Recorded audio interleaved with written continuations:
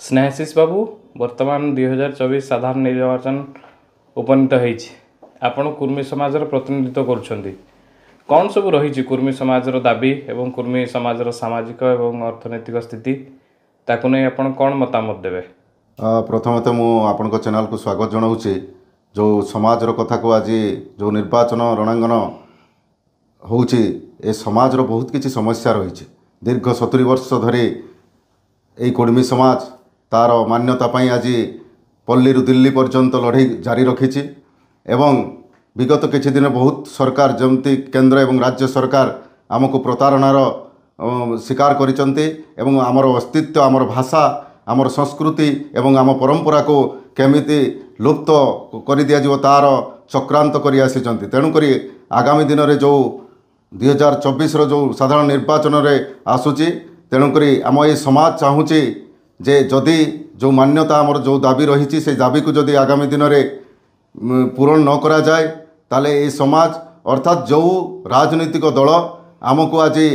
साहाय्य करिवो एवं आमर ये दाबी को लेकिन केंद्र सरकार पाखे उपस्थापन करिवो आमे से ही राजनीति दल को सपोर्ट करिवु एवं से ही लोकों को सपोर्ट करिवु पर्सनाली सपोर्ट करिवु जी आम कथा को लेकिन केंद्र रे पहुँचैबो। तेणुक ये समाज तार विगत दिन में बहुत किछि संघर्ष करी चली। तेणुक संघर्ष रे समस्ते आमर जो समाज युव पीढ़ी एवं युवपीढ़ी मान को अनुरोध करुच्ची से केमिति यही संग्राम रे सामिल होते एवं आगामी साधारण निर्वाचन रे उचित लोकों को भोट दिंतु एवं से माने आगामी दिन में एभलिया प्रार्थी को चोज करके केंद्र सरकार को पठातु जी कि आपण को दाबी को नहीं केंद्र पाखरे उपस्थापन करिवो। आमर पड़साई निर्वाचन मंडल रे कुर्मी मानक संख्या केते रही कुर्मी समाज से आर्थिक अवस्था केमती रही तापर कौन कहबे। एक्चुअली आर्थिक अवस्था जोटा कहले बहुत दयनीय अवस्था भितरे गति करुच्ची कुर्मी समाज। बड़साई निर्वाचन मंडली कथा मुझे विशेष करी कहूँ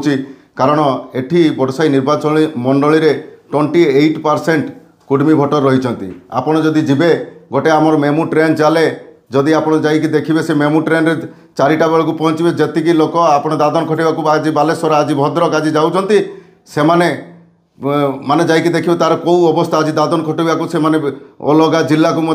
जाऊँगी। तेणुक विशेषकर ये कुर्मी समाज संप्रदाय कृषि संप्रदाय जो मैंने चाष करके तार जीविका निर्वाह करती किंतु आजिका डेट्रे से निज चाषीर उचित मूल्य न पाइबारु से बाहर को दादन खटिया जाऊँ जहाँफल कि पिला को पढ़ाई ये सबू स्थिति भितर से गति करुँच। आउ सब कौन दाबी रही दाबी मान्यता पर लोकाली से जो मैंने उद्योग करने चाहते से बैंक ऋण देवा से सरकारी प्रोत्साहन मिलवा ए सब मिलूँ ना नहीं ए सब तो पछ कथा किंतु प्रकृत कथा होची आमर जो मान्यताटा कारण मनीष समाज रे बंचापी हेले तार भाषा को स्वीकृति देवा दरकार तार भाषाटा को बंचेवा दरकार। जदि गोटे सशक्त जनजाति है तार भाषा को बंचे ए सरकार जी सब आसुचंती से भाषाटा को मिटेई देवाई जाऊँगी तार जो मु प्रथम कहबी आम भाषाटा को अष्टम परिच्छेद भितर सामिल करा जाऊ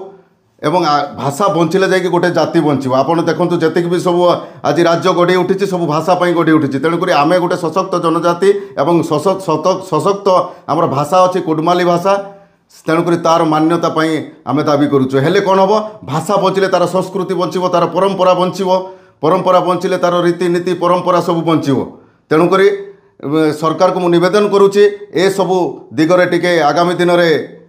केमिति हो पारिबो सेतिपाई जत्नवान हेबे। राज्य रे गोटे दीर्घकालीन सरकार अच्छी प्राय 2.5 दशंधि धरी एवं 10 वर्ष वाला केंद्र रे गोटे सरकार